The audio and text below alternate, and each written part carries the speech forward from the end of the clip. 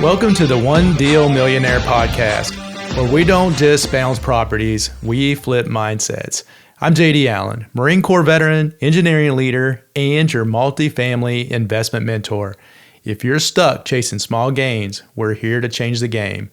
Each week, we dive into strategies to bounce your way to your first million. No fluff, no hype, just real talk, real deals, and real momentum. You're not lazy, you're not unmotivated, and you're definitely not broken. You're just scared. And no one ever taught you how to handle that fear, especially when it shows dressed up like logic. Because fear doesn't always scream run. Sometimes it whispers things like, let's scroll Zillow a little longer. Let's watch a few more YouTube videos. Does that sound familiar? Fear freezes, but freedom flows. Maybe you're sitting on a next deal.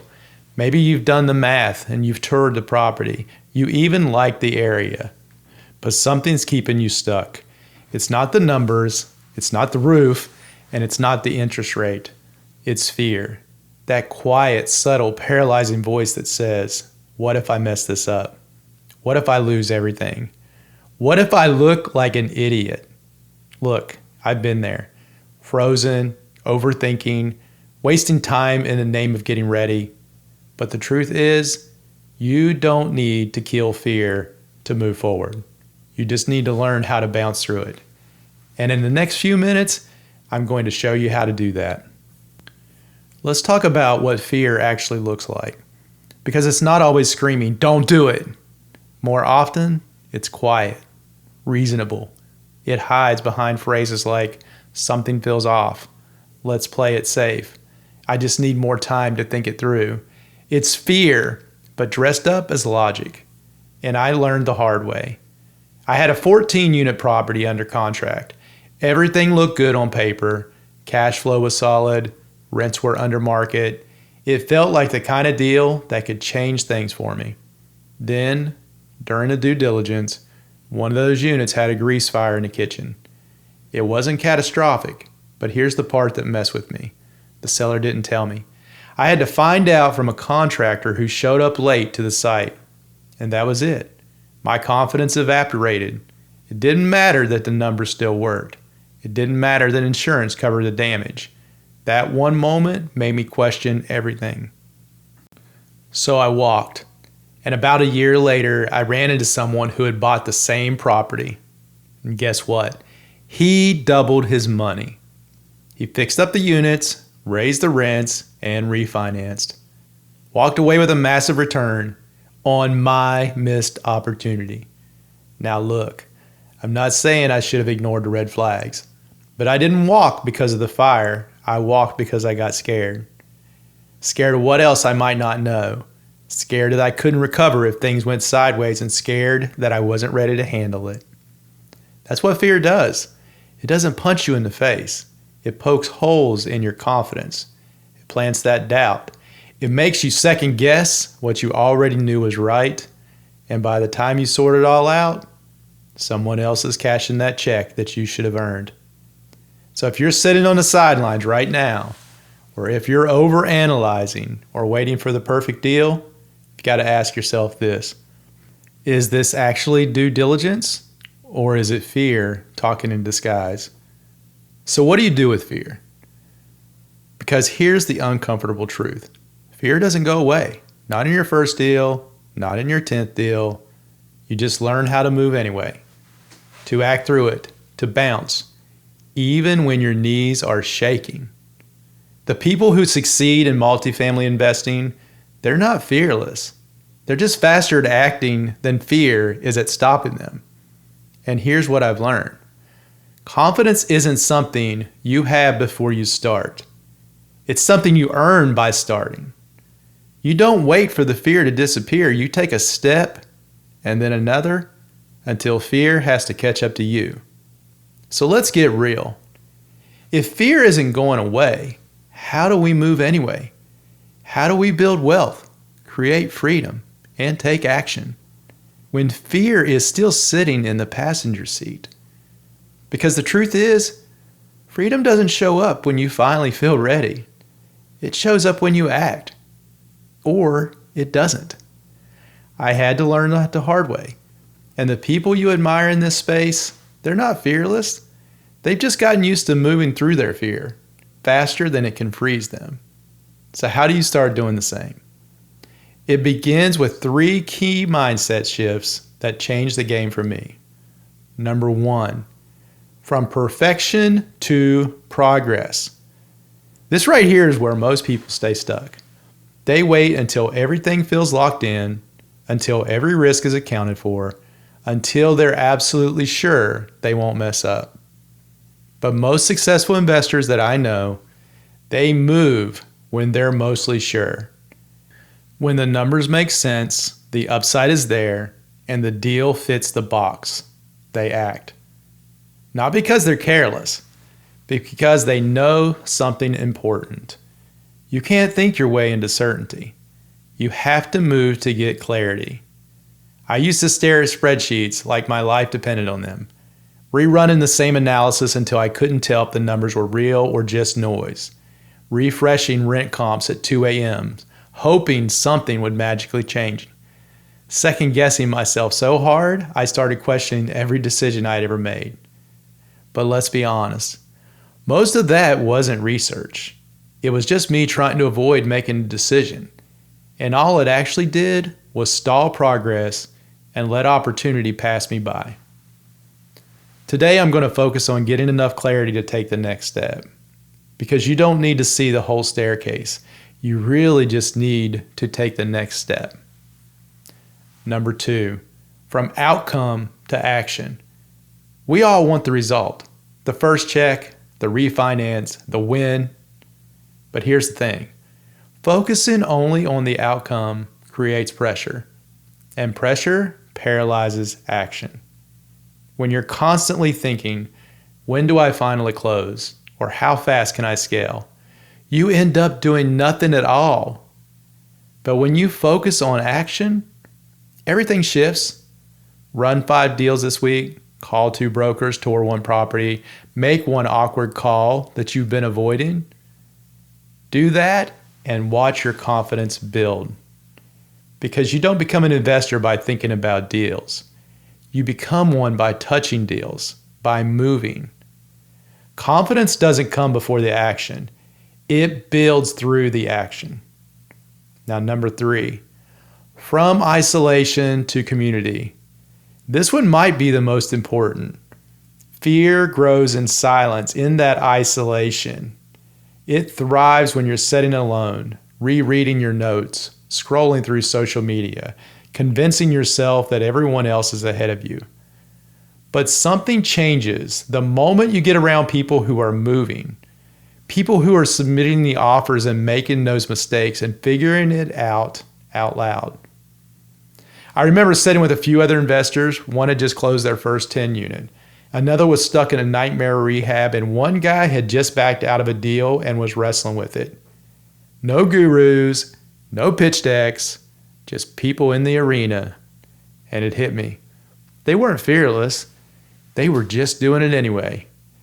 And the more we shared, the smaller my own fear started to feel.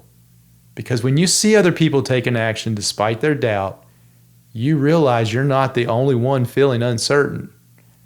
You don't need to be the bravest person in the room. You just need to be around people who are still moving. And that's the shift. You don't wait for fear to go away. You just take the next step and let fear catch up if it can. Freedom doesn't come from knowing everything. It comes from doing the next right thing. Even if your voice shakes, even if your numbers aren't perfect, even if your knees knock the whole way through the first property tour. Because progress is what builds power, and action is what creates freedom. Now let's talk about what happens when you actually start moving. Because there's a moment after you take that first scary step where something inside you shifts. Your brain stops screaming, your shoulders drop, and for the first time, you realize, I didn't die. That's the moment when you stop thinking like a spectator and start moving like an investor. That first win is everything. It's not the size of the win that matters.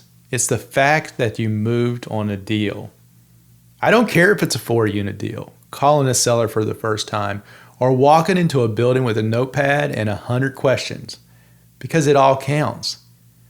Because that one move creates proof. Proof that you're not stuck. Proof that you can figure things out. Proof that fear isn't in control anymore, you are. That one win becomes the spark, and from there, everything starts to change. How momentum compounds. Momentum isn't magic. It's a movement that compounds. You take action, you build trust, you get noticed, you get opportunities. And after walking away from that 14-unit deal, I felt like I had blown it. But I forced myself to stay in motion. I kept underwriting deals, no pressure to close, just repped. Then I toured a rundown triplex. It was nothing glamorous, a rough property in a rough area with rough numbers to match, but I showed up.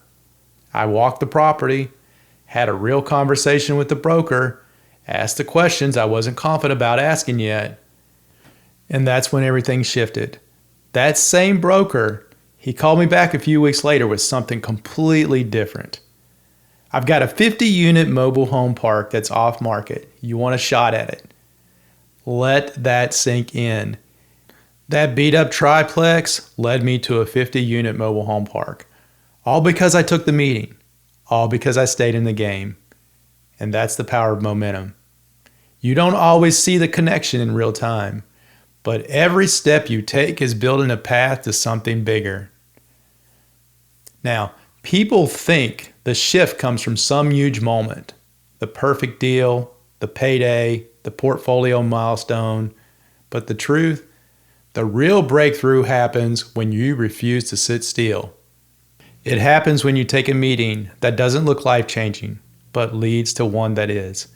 It's that awkward first call, that gritty first walkthrough, that broker meeting that you almost skipped.